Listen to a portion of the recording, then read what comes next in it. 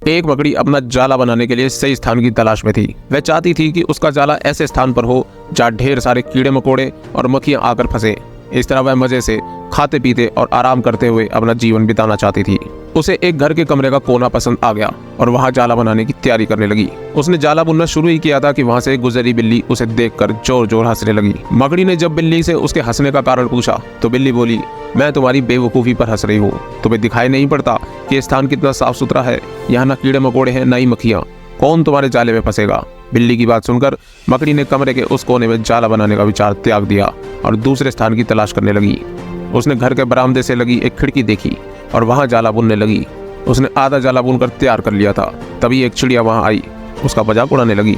अरे तुम्हारा दिमाग खराब हो गया है क्या, जो इस खिड़की पर जाला बुन रही हो? तेज हवा चलेगी और तुम्हारा जाला उड़ जाएगा। मकड़ी को चिड़िया की बात सही लगी। उसने तुरंत खिड़की पर जाला बुनना बंद कर दिया और दूसरा स्थान ढूंढने लगी। ढूंढते ढूंढते उसकी नज़र एक पुरानी अलमारी पर पड़ी। उस अलमारी का दरवाज़ा थोड़ा खुला हुआ था।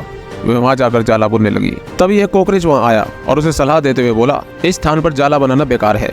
यह अलमारी बहुत पुरानी हो चुकी है। कुछ ही दिनों में इसे बेच दिया जाएगा।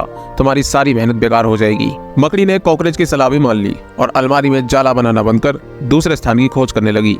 लेकिन इन सब के बीच पूरा दिन निकल चुका था। वह थक गई थी और भूख प्यास से उसका हाल बेहाल हो चुका था। उसमें इतनी हिम्मत नहीं रह गई थी कि वह जाला बना सके। थक हार कर वह एक स्थान पर बैठ गई। वहाँ एक चींटी भी बैठी हुई थी। थकी आ रही मकड़ी को देख चींटी बोली, मैं तुम्हें सुबह से देख रही हूँ। तुम जाला बुनना शुरू करती हो और दूसरों की बातों में आकर उसे अधूरा छोड़ देती हो। जो दूसरों की बातों में आता है उसका तुम्हारे जैसा ही हाल होता है। चींटी की बात सुनकर मकड़ी को अपनी गलती का एहसास हुआ और वह पछताने लगी। अक्सर ऐसा होता है कि हम नया काम शुरू करते हैं और नेगेटिव मानसिकता के लोग हमें आकर हतोत्साहित करने लगते हैं। वे भविष्य की परेशानियां और समस्याएं गिनाकर हमारा हौसला तोड़ने की कोशिश करते हैं। कई बार हम उनकी बातों में आकर अपना काम उस स्थिति में छोड़ देते हैं जब वह पूरा होने की कगार पर होता है और बाद में समय निकल जाने पर पछताते रह जाते हैं। आवश्यकता है कि जब भी हम कोई नया काम शुरू करें तो पूरे सोच विचार कर करें और उसके बाद आत्मविश्वास और दृढ़ निश्चय के साथ उस काम में जुट जाएं। काम अवश्य पूरा होगा।